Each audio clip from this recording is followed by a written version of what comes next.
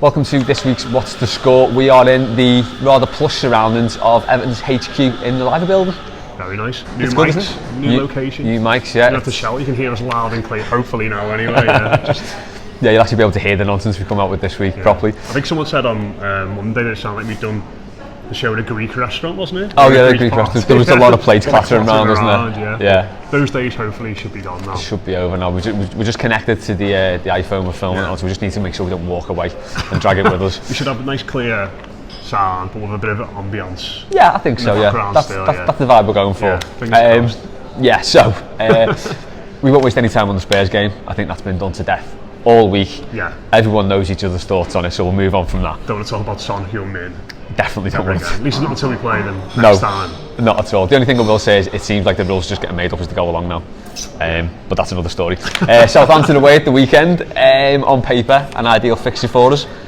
Do you reckon? Well, on paper, they're in the doldrums. They're doing really bad on the back of a 9-0 defeat, back 2 defeats to Man City. I heard you doing the weekend preview with one of their guys, and he sort of said, it's all very well that they sort of steeled themselves after that 9-0 hammering, but they've still lost 2 games on the spin after the Southampton game. So yeah, it was interesting that we sort of joked about this on the weekly on Wednesday with Paddy and Mose about how it seems as though getting absolutely battered is brought them together a little bit. And is it about time we got a hammering? Yeah, we've not had that.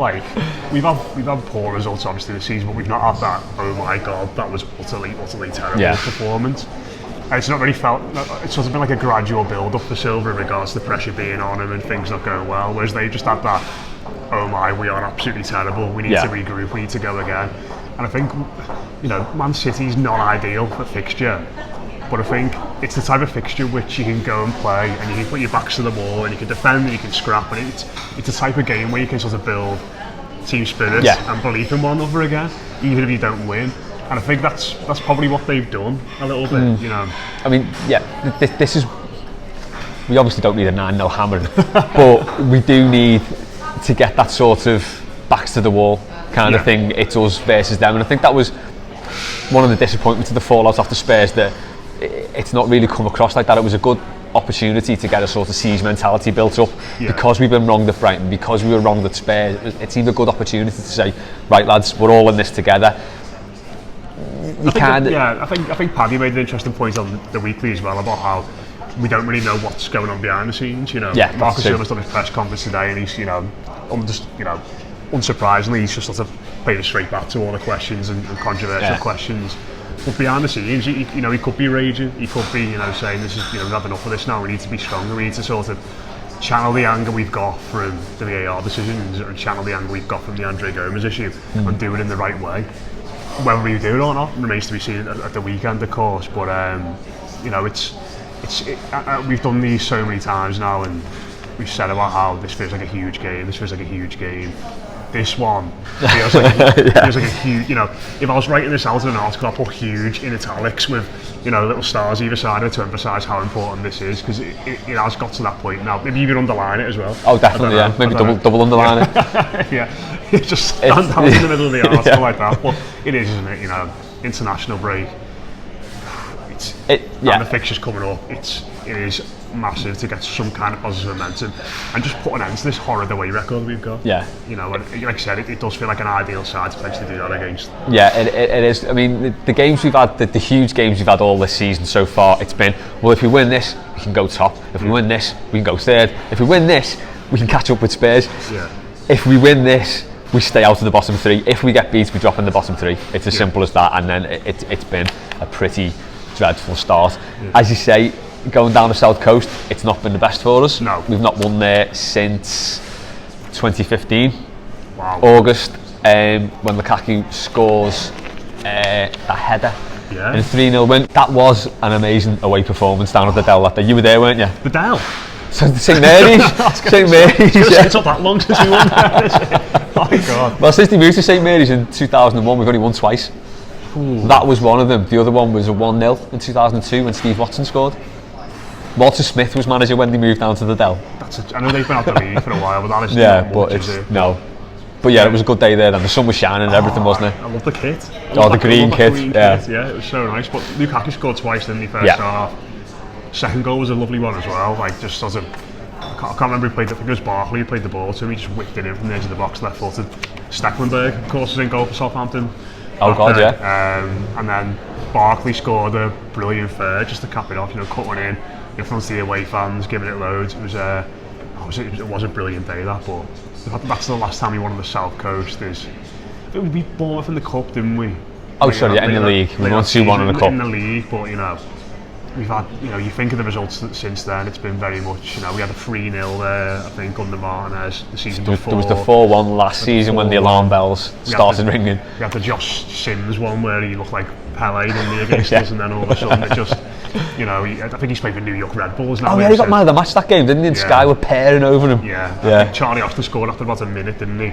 We hit a lot of early goals against these. Remember even the 13-14 season when we were really good, we lost 2-0, and I think Alcaraz scored an own goal after like 30 seconds, and then Coleman scored an own goal. Like, oh God, yeah, I remember that. Yeah, because just hit him and went in, didn't it? Yeah, 2 own goals in the first half. But these are not good. These are not a good side, And I think one of the interesting things Matt Cheatham said on the stats pack show on Blue Room Extra is that these are one of the highest pressing sides in the league, despite being terrible. They are not taking an approach where we are really bad at the back. We need to shore things up. Well, obviously against City in the last 2 games, it looks like they might have done a bit more. But at home, I imagine they will be on the front foot. That's very much Hasenhutl's style, and it should suit us. Yeah, it should play into our hands. Whether it does or not, you have to wait and see. Yeah, I suppose it all depends on sort of the changes we make, and given the injuries we've got now, what he does with the team. I think I've been looking back, kind of trying to look at it a bit more objectively over the past few games, and they have got better. I mean, West Ham was a good performance. Yeah. I think Brighton was a good performance until the penalty. There was no one else winning that game, so we definitely did enough to win there, and we got had off. It's the way the team reacted wasn't brilliant afterwards. That was worrying, but overall the performance, that's enough to go away and win. Again against Spurs, the 2 penalties turned down. We did enough to win that game, because we should, regardless of, we didn't get them and we drew the game in the end, but we should have had 2 penalties. It wasn't even contentious. They were penalties. So things have turned round a bit since the West Ham game. Beat Watford. We beat Watford in the cup as well. Yeah, so things do seem to be getting better, but it reminds me of when things started turning around for Mike Walker. Now, I'm not going to say it's anywhere near as bad, because that was some of the worst times ever. Yeah. But we beat West Ham. Yeah. Then we drew against Norwich, and then he got sacked before the derby. But his argument was always that things were turning around, and to be fair, they were, but they still weren't good enough. This feels a little bit like that to me, and it's like, if we don't win this game, what happens? Yeah. Or if we get beat, what happens? Because it's been said by a lot of people, we seem to be going on a game-to-game basis. And that's the struggle, isn't it? It's the position we're in, isn't it? We've said on these shows and on a lot of shows over the last few weeks that it's got to be, every time something good happens at the moment, it's a little bit of credit in the bank, it's a little bit of credit in the bank, it's a little bit of credit in the bank. And then when something bad happens, it just all drains. Yeah. It doesn't even erode, it just goes completely, doesn't it? Because, when you think, we're back to that situation again, we're bottom half of the table, and it's tough in that regards. But, you'll be thinking, if we can get 3 points at the weekend, you've got Norwich at home after the international break, which, let's be honest, that's as good a fixture as you could want, really, isn't it, coming back into? Yeah, definitely. And all of a sudden, if we get 6 points in the next 2 games, you'll be looking ahead to that run of fixtures thinking, right, we can get a couple more scalps here, maybe if you want a Chelsea or Arsenal at home, then suddenly there's a start of something changing around. But it's all got to start here. It's all got to start at St Mary's, because if we lose to a team that would beat a 9-0 at home, and we go, I think it'll be 5 away defeats in a row in the Premier League, that is hard to come back from. That is really difficult to come back from. But like I said, you'll be hoping the stuff with Gomez, as macabre as it is, and the way in which Everton have been wronged with VAR decisions, that journalists taking, having a go at Richarlison for diving. It's outrageous, hasn't it? It feels like everyone's been sort of having a kick at the club this week, putting the boot in on them, and players of the right mentality will use that as motivation if you go into the next game. So it's a chance for them. All the motivations there. There's no reason why they shouldn't come out fighting at the weekend, and if they do, and they play, if they play well on Saturday, there's no way they won't win the football match ultimately. Yeah, it is one of them where, you know, we have got a better side than them, we've got better players than them. I mean, I know half of them are injured at the minute, but we should, if we play to our full capability, we should beat them. Speaking about like players using what's happened to bounce back from, Marco Silva made an interesting point in the press conference today. He was talking about Richarlison, and he said, look, he admitted, maybe he does go to ground, but he's not had one booking yet. So he's obviously not been diving. So you can bet your life on Saturday he gets booked for diving. But yeah, it plays like a penalty. That's what we'd like to see. We'd like to think, eventually now, after 3 high-profile penalty denials and 1 against us, surely something's got to go in our favour this week. We shouldn't have to rely on that, but we just want the right decisions, which is what was meant to happen with VAR. I just think it's very strange that this is coming to focus now, because, I mean, at times it does anyone that just does regularly knows that I really rate him. I think he's a brilliant player, always talkable, but it does my head, and when he goes to ground easy, and no one can deny that sometimes he should stay on his feet.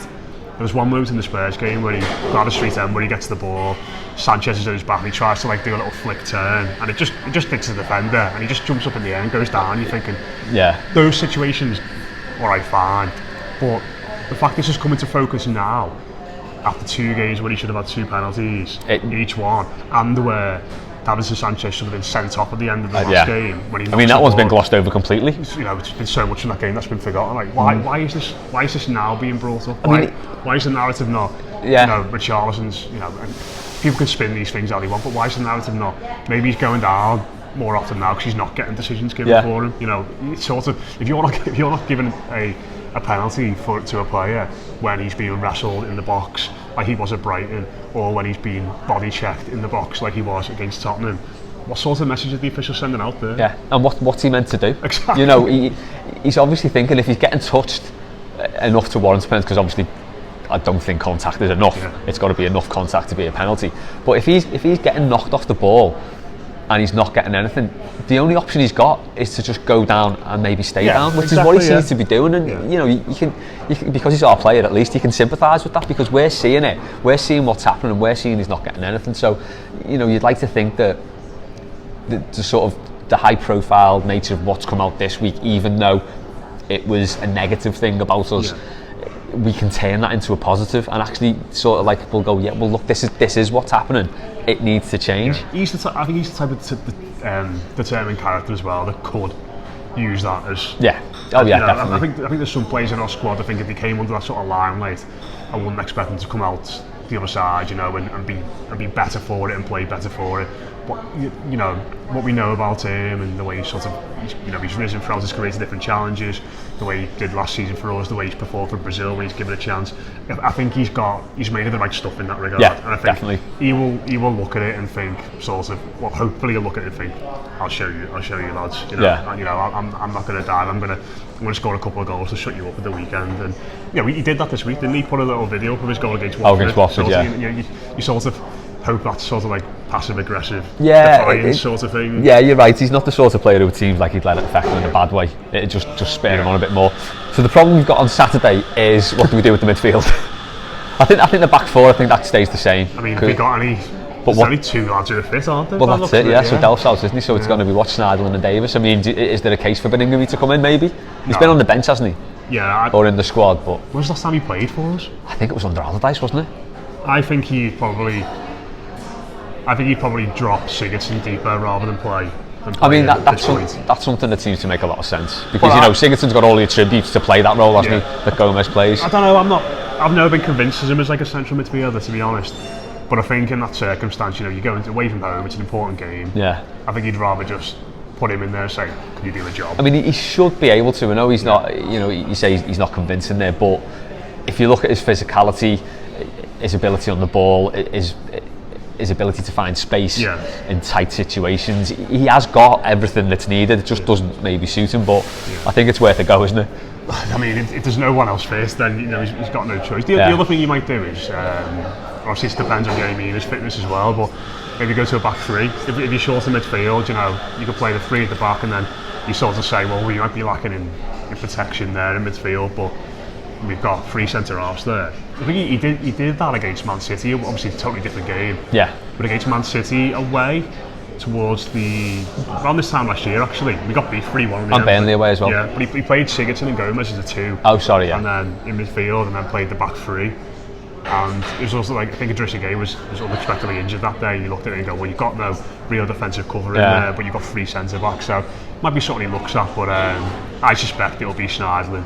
I think for all the issues Schneiderlin has, I think he still trusts him. And Tom Davies, obviously, he's got to keep his place because he's playing dead well to him. Yeah, he's got to. Yeah, I mean, I wouldn't be averse to a back 3, but I said that earlier in the season. I do actually quite like that formation. If you've not got that defensive midfielder, and if you've got, I mean, I think one of the holes you can pick in Cisse. Jibril, yeah. Or Sidibe, Jesus. Sidibe's game is that he does get caught forward a little bit. Yeah. And it happened a couple of times against Spurs as well. So I think if he's got that extra protection of a third defender, won't be so much of an issue. But we'll see. Predictions. Okay. Here we go. We asked Kate and Adam, as usual, what they thought the scores would be. Here's what they said. Hey boys, absolutely chuffed a bit to see some proper attacking football going on against Spurs at the weekend. Obviously gutted for Andre, but looking forward to seeing him back. I'm going to say 1-1 at Southampton, and I'm going to say Gylfi to score. Fingers crossed. So the Blues travel down to St Mary's this Saturday to take on Southampton, a side it feels like we haven't beaten in years on the road. Last weekend was obviously overshadowed by a horrible injury to Andre Gomez and some pretty abysmal VAR and refereeing decisions. So we need to make this weekend about Everton. We need to make this weekend about the players showing some unity and showing some togetherness and self-belief that maybe the Andre Gomez injury has done. It seemed to galvanise the performance on Sunday afternoon, and hopefully we can do the same and really, really pick up some points on the road, which is so imperative for the Blues. And I feel like we will. I feel like hopefully we're turning the corner a little bit. We're starting to pick up points here and there. It's no real consistency, but the form away from home needs to change drastically, and I think Southampton might be the team to allow us to do it. They're struggling more than us at the moment, which is definitely saying something. So I'm going to go for a 3-2 win for Everton, and I'm going to go for Moise Kean to get on the score sheet. Adam gone for an absolute belter of a 3-2 win there, and Kate a bit more reserved at 1-1. Matt, what are you going for? If we did win 3-2, we'd definitely go 3-0 up and then concede 2 and have it at the end. Yeah, we won't be able to enjoy it, would we? No. It'd be anxious 3-2 in that regard. Yeah, without doubt. I struggle to predict us winning any away game at the moment. So I've gone for 1-1, and I reckon Tom Davies is going to get on the score sheet today, on Saturday even. Just been playing dead well. I think the absence of Gomez will give him a little bit more licence to sort of push forward in midfield and get into those dangerous positions. And if he gets a chance like the one he had against West Ham, which he should have done a bit better with, I reckon that just that extra bit of match sharpness will give him a bit more ruthlessness and a clinical edge in front of goal, hopefully. Yeah, that would be good to see. It would be good to see him get on the score sheet, wouldn't it? In front of the away end, it'd be lovely. Yeah, it'd be fast. Jump in the crowd, maybe. Yeah, give it all something like that, yeah. The odds for this one, Fansbet have not given us any fans boost odds this week. So if you want to do Davies to score at any time, that's 9-1. So 10 will get you a 90 quid win. A 1-1 draw is 5.8-1. This is how they work it. Yeah. So 10 will get you 58 quid. 5.8-1. 5.8-1. Well, yeah. Well, they do the odds in decimals, so it was 5.8. So okay, right. It's basically 5.8-1. I have gone a bit more positive again this week. It's right. After last week's 3-1 win, I predicted I'm going a bit more down for a 2-1 win this week with Walcott to score. Walcott, Interesting that neither of us said Sigurdsson. He's got a good record against them. He does always score against them. Yeah. He scored last season, consolation, last minute, wasn't it? Well, he had injury time. Yeah, of course. And then he scored that belter. Yeah. One of the most underplayed goals ever in that 4-1. I don't think he will play, will he? I'd be surprised if he started. Yeah, that's it, I know. Maybe off the bench, something like that. I think Walcott's a decent better score though. Yeah, former club and all that. He's a little lively, hasn't he? I think he scored a hat-trick against Southampton for Arsenal once as well. Scored against them last season, didn't he? That nice little he did, kick move when we all thought we're going to win the ball. Yeah, how quickly things fall apart. Walcott to score any time is 4.5-1. So a tenner gets you £45 back. And if you want a 2-1 win to Everton, that's also 9-1. So a tenner gets you 90 quid back. Remember to gamble responsibly and go to fansbet.com to put on those bets and see all the work they do with football clubs in the community and stuff. They give £50, half the profits, 50%. I'm thinking, my head's gone here. They give it's a combination of fractions. It is. I'm terrible at numbers, mate. Yeah, they give half the profits to fan causes. So take a look at that. That's all for this week. Yeah. Any final thoughts? Are you taking your portable heater anywhere this weekend? I'm probably going to have to, looking at the weather, yeah. It's absolutely, I mean, being up here as well, you can see across. Yeah. Well, across the Mersey, it's absolutely grey and grim. The kids' football games have already been called off. So I won't need to take my heater out onto the sideline. Okay. But no. Just get it in the garden. Under shelter. Just pretend it's summer again. I think this is the sort of thing people want. This is the content. Robert's portable heater update. This is the content people are in for. I will let you know. I'll take pictures and I'll put them up on social. Speaking of which, don't forget to subscribe to this channel and also our social media channels. So you can find the Blue Room on Twitter and Facebook at the Blue Room AFC and on Instagram at the Blue Room _AFC. We're everywhere. All over the shop. Everywhere. Can't get enough of us. Thanks for watching. Enjoy the weekend. The Toffees.